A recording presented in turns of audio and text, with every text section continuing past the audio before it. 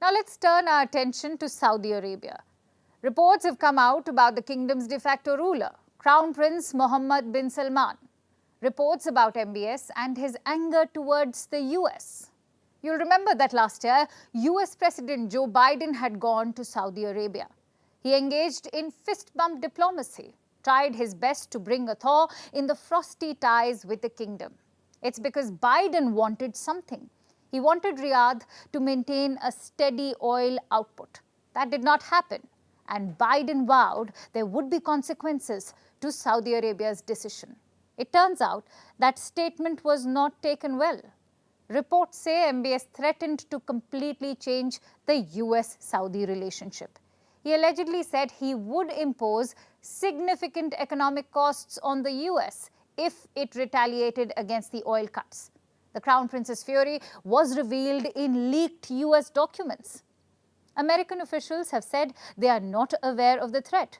They also added it could have just been a moment of anger, that it did not reflect the big picture. That explanation seems fair. But what the US has done since then seems to suggest that it was aware of the Saudi prince's rage, and it took MBS's threat seriously. Let's look at what has happened since Biden vowed to punish Saudi Arabia for slashing oil output. Saudi has said it will cut output again. There have been no consequences imposed by the US. In fact, it seems Washington is doing its best to mend ties. Even though Biden has not visited the kingdom, a lot of his officials have. High-profile ones like National Security Advisor Jake Sullivan and CIA Director William J. Burns. The latest top official to visit is US Secretary of State Antony Blinken. Blinken met MBS, Saudi Foreign Minister Faisal bin Farhan, and a host of leaders from the Gulf nations. They spoke of increased cooperation and improving ties. That doesn't sound like the consequences Biden had promised. Instead, Washington seems to be bringing out the checkbook. Blinken thanked Saudi Arabia for its leadership in dealing with the terror group ISIS. Then he pledged money to a regional stabilization fund. The United States very much appreciates the leadership of Saudi Arabia, not only in hosting this meeting, but for its contributions, constant contributions, and crucial contributions day in, day out to our mission. Today, we're announcing a funding goal for the Stabilization Pledge Drive of just over $601 million. And I'm announcing the United States is committing $148.7 million to that fund. This support will meet critical needs that Syrians and Iraqis themselves have identified. Addressing vulnerabilities previously exploited by ISIS. But it looks like Riyadh wants more than that. Saudi Arabia wants the US to help it set up its domestic nuclear program. Washington has been wary about this. It thinks this risks nuclear proliferation in West Asia. But Riyadh is adamant. On the issue of nuclear cooperation, it's no secret that we are developing our domestic civilian nuclear program. We would very much prefer to be able to have the US as one of the bidders for that program. There are others that are bidding, and obviously we would like to build our program with the best technology in the world. And that will require a certain agreement to be in place. We have differences of opinion. So we're working on finding a mechanism for us to be able to work together on civilian nuclear technology. The Saudi foreign minister warned that there are others bidding too, and that may have been a reference to China. Beijing has stepped up its activities in West Asia. It recently brokered a diplomatic deal between Saudi Arabia and Iran. President Xi Jinping visited Saudi Arabia for a grand Arab nation summit. It is possible that China is looking to move into America's traditional backyard, and that may be why Washington is rushing to mend ties with Saudi Arabia. We began by telling you how one leaked US document mentioned MBS's anger. A second leaked document spoke of his plans. Riyadh allegedly planned to buy drones, missiles, and mass surveillance systems from Beijing. That would have meant a shift from the decades of security relations with the US, cutting the strongest bond between the two nations, the military ties. Could that have been the tipping point? And could it have made the US realize everything it could lose by angering MBS? It would explain the U-turn in US diplomacy and why, despite Biden's threat of making MBS a pariah, The US seems to be currying favor with the Crown Prince once again. Let's talk about Ukraine's allies, the NATO. As we mentioned yesterday, NATO is in a bind. Yesterday, we told you how NATO was divided over Ukraine's membership. Of course, it isn't the only country to cause rifts in the alliance. There's also Sweden. Stockholm seems desperate to join the security group. The Swedish Prime Minister reportedly made an announcement today. He said Sweden will allow NATO to base troops on its territory even before it formally joins. This seems like a last-ditch attempt to get over the line and join the security alliance. Sweden wants to officially be welcomed during the next NATO summit. That will take place in Lithuania's capital, Vilnius, on July 11. Sweden announced that it wanted to join NATO last year, but its membership has been stalled by Turkey and Hungary. Most of the resistance is from Turkey. Ankara has accused Stockholm of harboring what it calls terrorists. These are Kurdish people who are part of the Kurdistan Workers' Party or PKK. Ankara calls it a terror group and says Sweden is allowing it to thrive. So far, Turkey has vetoed the Nordic nations' membership. Well, it seems Sweden is making desperate moves to secure entry into NATO. And on Wednesday, it agreed to extradite a member of the Kurdistan Workers' Party to Turkey. This is part of the demands made by Turkish President Recep Tayyip Erdogan. Stockholm also enacted a new anti-terror law that targets the PKK. All of this is to appease Erdogan and get his nod to joining NATO. Sweden recently made this appeal to Turkey and Hungary. Listen it. Everything that we undertook to deliver during the Madrid summit is fulfilled, and it is time for Turkey and Hungary to start the ratification of the Swedish membership to NATO. That is the clear message that I will send, and I have already received before this meeting, clear signs of the commitment and the support that we feel from several of the NATO member states. And I believe that this will be reinforced during today's meeting as well. The appeal was echoed by NATO's Secretary General, Jens Stoltenberg. He was in Turkey a few days ago. He was there to convince Erdogan not to veto Sweden's membership. Sweden has taken significant concrete steps to meet Turkey's concerns. This includes amending the Swedish constitution, ending its arms embargo, and stepping up counterterrorism cooperation, including against the PKK. Important new terrorism legislation has come into force just a few days ago. So Sweden has fulfilled its obligations. So will this work? Will Erdogan drop his objections in time for the next NATO summit? Or will the problem of Sweden's membership be passed on to the next NATO chief? Because you see, Stoltenberg is up for retirement soon. He will step down as the NATO Secretary General on September 30. If he doesn't resolve the issue soon, Sweden will become his successor's headache. Who will that successor be? There hasn't been any announcement, but there are a number of possibilities. Reports say some NATO members want the next chief to be from Eastern Europe. It's the region closest to Ukraine and most at risk from Russian aggression. The Lithuanian and Estonian prime ministers are reportedly being considered. They also happen to be women, which would give NATO its first female chief. That adds to their chances. Another candidate in the running is Danish Prime Minister Mette Frederiksen. She's reportedly keen on the job and recently met US President Joe Biden in Washington. Another frontrunner is British Defense Secretary Ben Wallace. He's a former soldier and respected across the alliance. Rishi Sunak was in the US to meet Biden. He's expected to have talked up Wallace for the role. Reporters even asked Biden about the possibility. Here's what he said. Is it time for a British NATO Secretary General? Maybe. That remains to be seen. We're going to have to get a consensus within NATO to see that happen. They have a candidate who's a very qualified individual, but we're going to have we have a lot of discussion, not between us, but in NATO, to determine what the outcome of that will be. So Biden says NATO needs to come to a consensus. But his backing is considered crucial, and he has not backed anyone publicly yet. Whatever happens, the next few months are crucial for NATO. The war in Russia and Ukraine's possible membership are tricky issues. And if Sweden has not joined by then, the next NATO chief will likely have their hands full.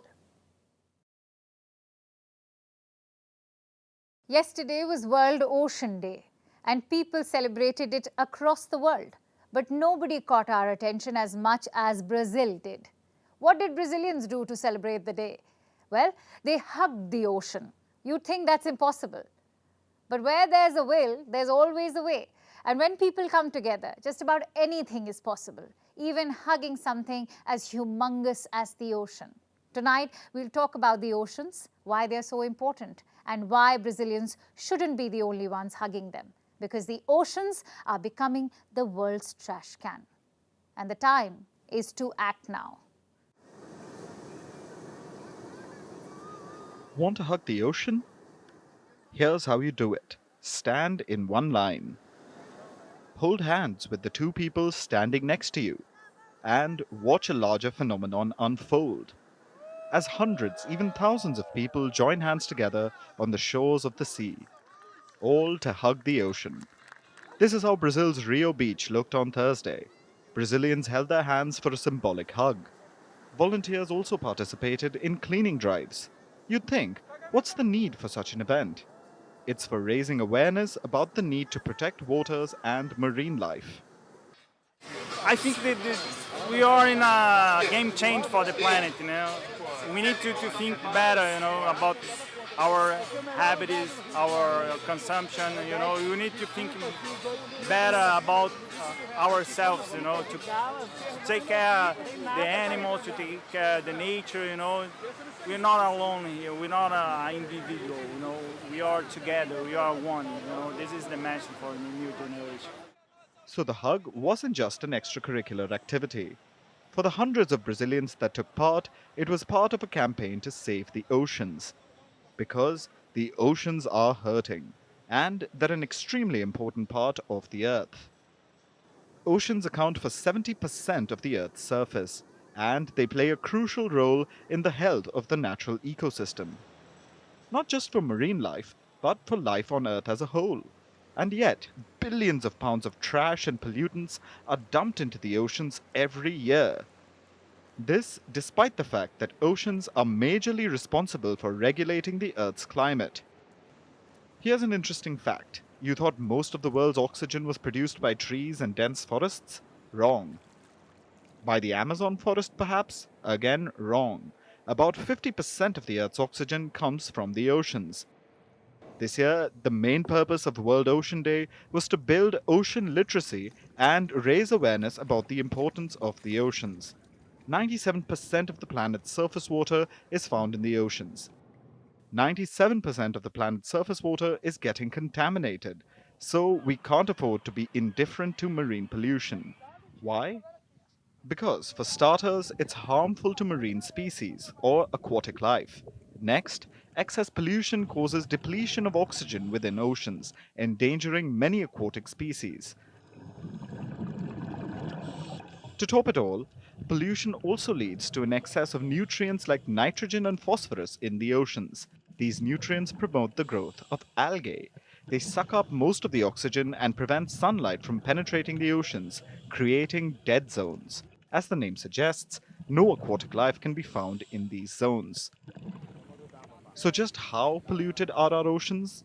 Well, there's no exact figure available, but a recent study estimates that the world's oceans are polluted with 171 trillion plastic particles, and the number is only increasing, which is why environmentalists are sounding the alarm. And people are comforting oceans by hugging them, because they are drowning in pollution. And with that, I bring you Vantage Shots, images that tell the story. If the pictures from New York were not apocalyptic enough, smoke from Canadian wildfires have now blanketed the US capital. Washington, D.C. is now choking on smog. Meanwhile, Ukrainians are using boats to cross the streets after the Kakhovka Dam blast caused floods in parts of South Ukraine. And how many ducks are good for luck? Hong Kong says 2. Giant inflatable double ducks set sail in Hong Kong as an artist believes they will bring good luck to the city. And finally, what makes June 9th significant? On this day in 1934, Donald Duck made his first movie appearance. The character featured in Walt Disney's The Wise Little Hen. Donald Duck is Disney's most popular character. With his trademark shirt and bow tie, he even became the most published comic book character in the world, besides superheroes. That's all I have for you today on Vantage, but do catch Flashback tomorrow at 8 p.m. IST. Thank you so much for watching. Have a great weekend. Palki Sharma will be back with Vantage on Monday.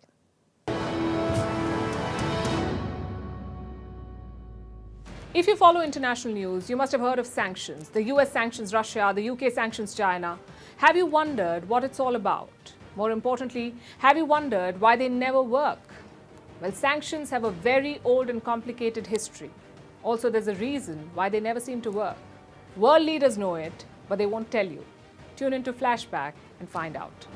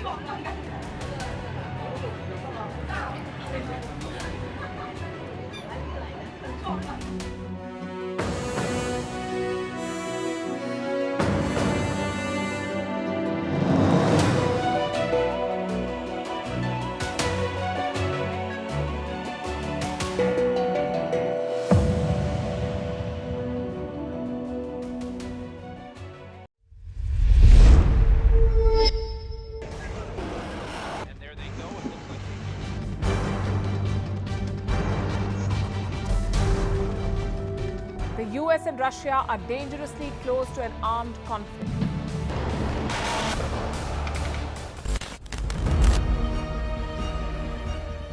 This year, 2023, New Delhi will be the capital of global diplomacy.